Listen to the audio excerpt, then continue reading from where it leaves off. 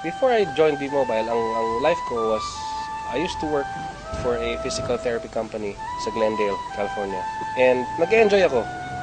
But nung sinabihan ako ng friend ko, may magandang opportunity sa Philippines, sabi ko, unang-una, nagdadalawang isip ako, sabi ko, paano magkaka-opportunity sa Pilipinas? In fact, all these people pumupunta ng abroad para maghanap ng magandang opportunity.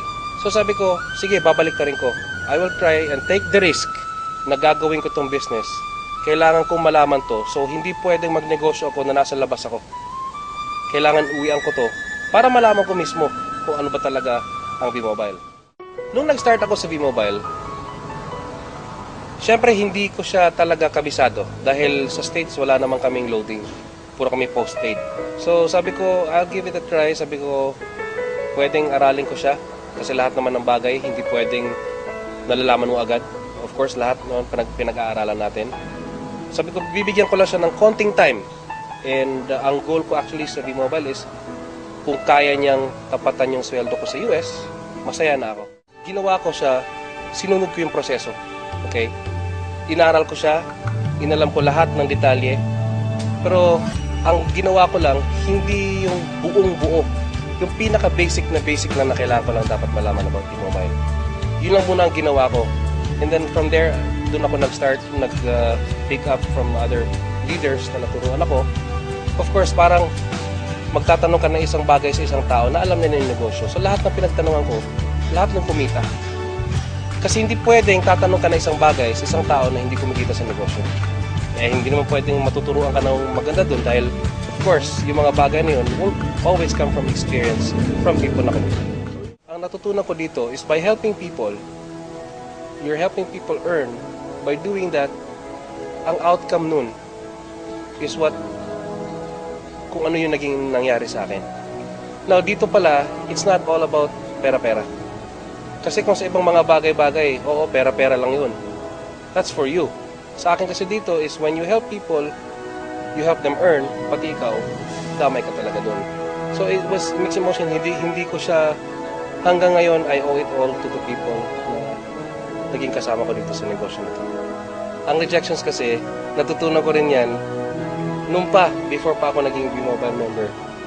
Mas dumami siya na naging B-Mobile member ako. I understand, hindi ko naman pwedeng pilitin lahat ng tao to join B-Mobile. Kasi in reality, hindi lahat ng tao magiging milyonaryo. So this is only for the chosen few or for people na magde-decide na gusto talagang magbago ang buhay. And yun ang ginawa ko. Sa mga gustong sumali sa B-Mobile, dito kasi it will take a lot of time and commitment. Now, kami kasi dito, sa lahat ng naging successful sa B-Mobile, yun ang ginawa namin. The process na sinunod namin, kaya naging milyonaryo yung mga tao, is because they followed a specific process na ginawa namin lahat. Nag-invest kami ng commitment, nag-invest kami ng time. Now, if meron kayo niyan, pwede natin trabahuin. But if you don't have that, sabi ko sa mga tao ko, huwag na lang po kayo mag-join. Mag-a-aksaya lang kayo ng pera nyo.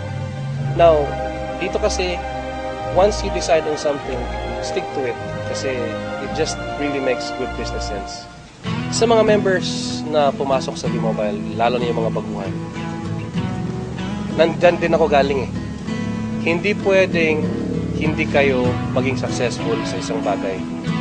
The only key na maging successful kayo is you concentrate dyan sa isang area na yan. But if you do a lot of things na hindi related to the business, ang mangyayari kasi dyan, parang nag-aaral ka sa college, marami kang courses, paano ka mag-graduate nun? Ang dami-dami mong courses, not unless na super talino ka. Sa akin dito, ang ginawa ko lang, isang bagay lang pinopos ko, ito lang yung ginawa ko. And I think I'll be here for quite a longer time.